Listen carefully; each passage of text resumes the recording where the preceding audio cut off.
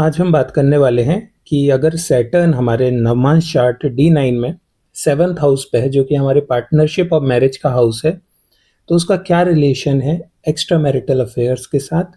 Mostly क्योंकि ऐसा देखा जाता है कि सैटर्न की प्लेसमेंट मैरिज के हाउस में मैरिज में बहुत सारी प्रॉब्लम्स लाती हैं, डिवोर्स, एक्स्ट्रा मैरिटल चीज़ों की तरफ बढ़ाती हैं। तो आज हम पूरे तरीके से समझते हैं कि 7th हाउस में नवमांश चार्ट में खासकर सैटर्न का क्या रोल होता है। ठीक है, सारी चीज़ें मैं आपको यहाँ पर बताता हूँ।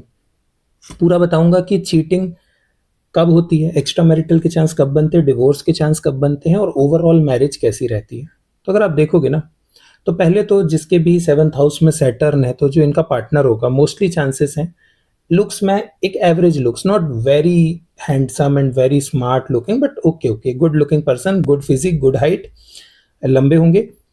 कॉम्प्लेक्शन जो है डार्क होगा, डार्क स्किन टोन्ड होगा, मोस्टली ये देखा गया है। ठीक है, अब देखो सैटर्न जो है ना, वो मैरिज को एक ड्यूटी और रिस्पॉन्सिबिलिटी की तरह बना देता है। सो यहाँ पर एक स्टेबिलिटी होती है, मैरिज है, हस्बैंड अपना काम कर रहा, वाइफ अपना काम कर रही, इस तरीके की। तो एक इंटेंसिटी जो राहु लेकर आता है, जो मार्स लेकर आता है, जो सन का पैशन होता है, वो यहाँ कम देखने को मिलता है। और एक तरह से सैटर्न की यहाँ प्लेसमेंट एक तरह का कार्मिक डेट और कार्मिक रिलेशनशिप बताती है कि ये कहीं ना कहीं एक कार्मिक रिलेशनशिप है। इसके बाद आप देखेंगे तो सेक्सुअल अनसेटिस्फेक्शन हाई रहता है, क्योंकि सैटर्न की यहाँ प्लेसमेंट होती है। हुकअप्स ऐसे इंसान के लिए बहुत बैड होते हैं, लोग करते हैं बट इसी की वजह से उनकी लाइफ और ज़्यादा डिस्ट्रॉय हो जाती है। तो ये चार्ट बिल्कुल सपोर्ट नहीं करता, because Saturn supports discipline, loyalty.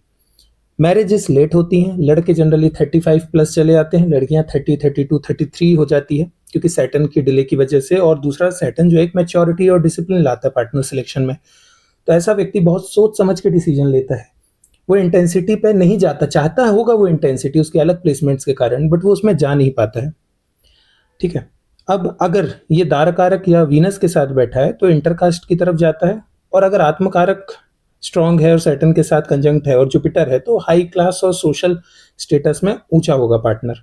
अब अफेयर के मैं अगर रीजन बताऊं, तो अगर सैटर्न सन के साथ कंजंक्ट है तो ईगो की वजह से करेगा, मार्स के साथ है तो रिवेंज, राहु के साथ है तो सेक्स, एंड केतु के साथ है तो इमोशनल डिपेंडेंस।